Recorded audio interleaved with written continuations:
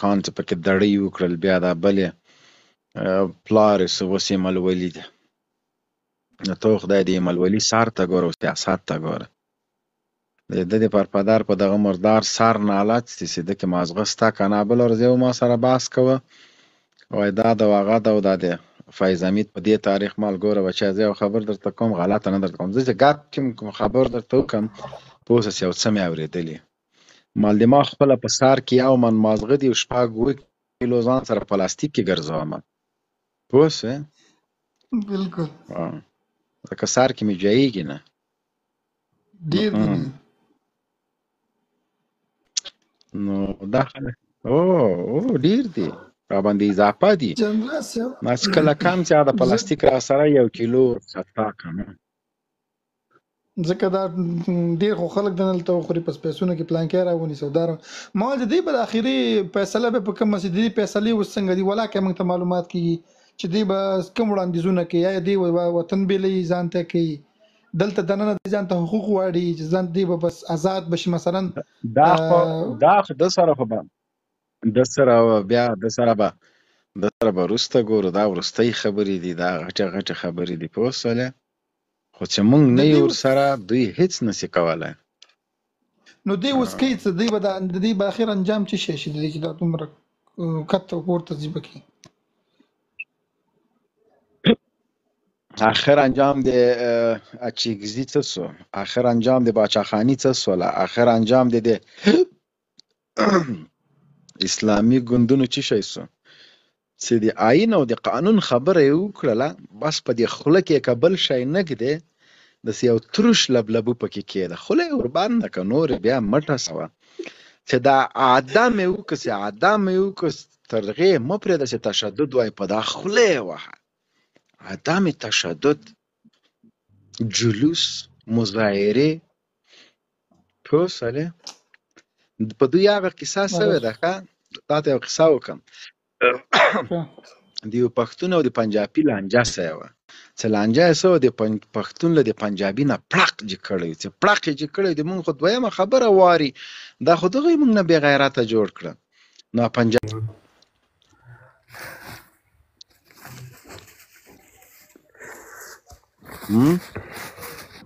ما زه د عسکر یم تشدد والا چیرته یم؟ څنګه عسکر یو بې تنخواه ما بې تنخواه عسکر دیم تشدد والا چیرته یم؟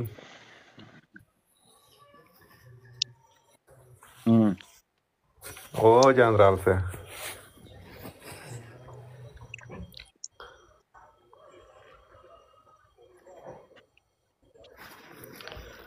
الله دې وساته خیر ملګرو د الله خپل سره شیر کړئ. د خدای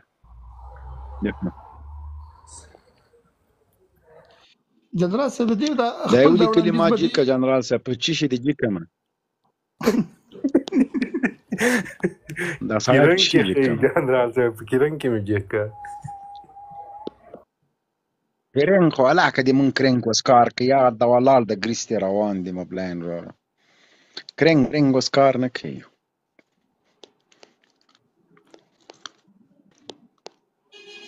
ها یو ما غاکستا جنرال आवाज دستا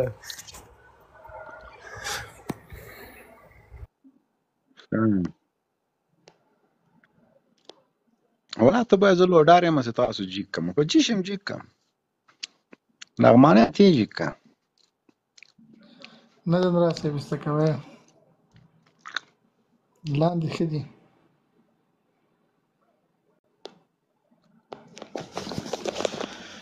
ما څه خبره کوله ټپ مې دی راوته مال ته لاب شیر کوم نه خبره یې راشو. او جنرال صاحب ما ویل کنه چې سبا د دې اخیری فائنل خبره شي دلته دی و د خپل خبره د حکومت ته وړاندې کوي چې زمنګ دا غوښتنې ومني خپلو کې به د مشوره کوي یو مشر بټا کې چې دا د خپل دغه وکي فیصله چې موږ دغه غوښتنې دا کسوګي مني هم خدا کني مني موږ څه کوي یعنی مثلا تاسو کوی کنه خبره سره وکي اخره کې جرګه کې دته وي چې وروره زه دا جرګه نه منم که منی دا د خبره ده دا خبره ده دا به د سورتوای که منی یوارم کور ودان کني لاس ورم کور ودان موږ درنه لاړو بس دا څه به بس یو مشر به ټاکي چې دا د خپل دغه وکړي فیصله چې موږ دغه غوښتنې دا کڅوګي منئ هم ښه ده که نه منې موږ څه کوو. یعنې مثلا تا ته څوک وایي که نه تا خبره سره وکړي اخره کې جرګه کې درته وایي چې وروره زه دا جرګه نه منم که بیا به سره منئ ګورو دا بیا داسې جرګې خبره شي. ده، دا خبره ده، دا به داسې ورته وایي که یې منئ یو وارم کور ودان کنی 10 وارم کور ودان موږ درنه لاړو، بس داسې به وایي. بس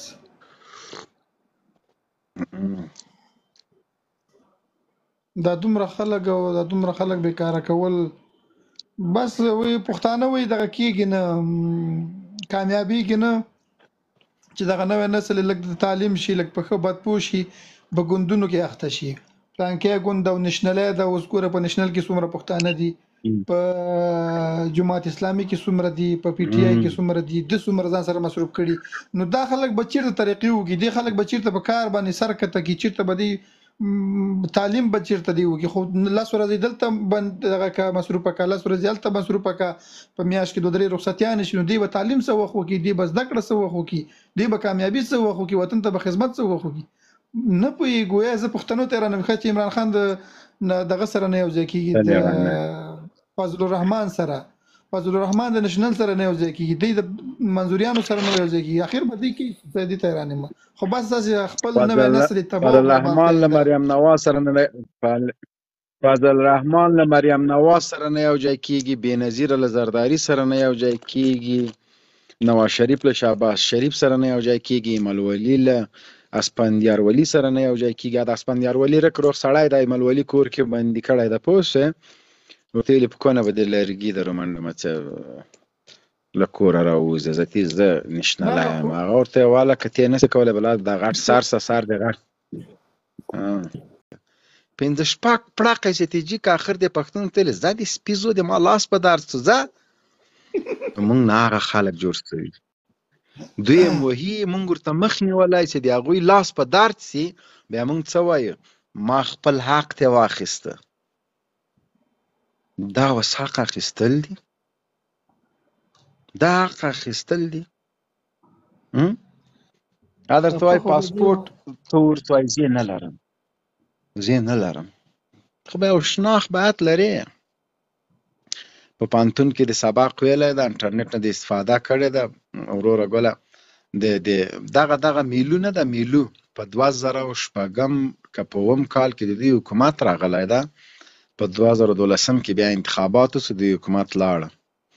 تاسو په خدای باور وکړئ مصطفی چې د دغه عدم تشدد د دغه نشنلیانو په وخت کې فوز کوم ظلمونه کړي دي، کوم ظلمونه په وزیرستان کې، په سوات کې، په باجوړ کې، دا عملیات، دا ډرونونه په والله که په یو وخت کې سوي وي هغه هم نن راجګېږي. هغه د دوی حکومت خیبر پښتونخوا کې په قومي اسمبلی کې سیټونه هر اختیار درلود. جنرال صاحب په پېښور کې به څه حال و په دغه د نشنلیانو په حکومت کې څه حل به و؟ بیا هغه چې هغه عمران خان 15 کې راغی بیا ارامي راغله که نه؟ نو عمران خان چې کله پېښور حکومت ونیوه لږه نه څه فوق العاده ارامي راغله. نو بیا به خلکو ویلې وای نشنل ته ووټ ورکول کونې ته بم کېښودل دي. نو نشنل تر ننه بیا حکومت ته رانغی. همدغه میلو نه ده، میلو دا 10 وار انتخابات درېدله په 400 کې خپل کلي کې نه ده ګټلی.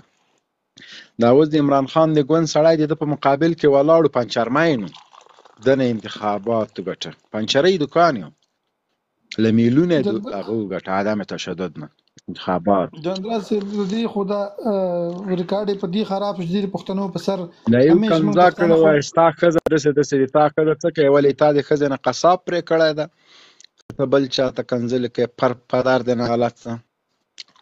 السلام علیکم ورحمت الله وبرکاتہ. جنرال صاحب هغه چاته په هغه کې دا بله عدم تشدد والا ده ته واخله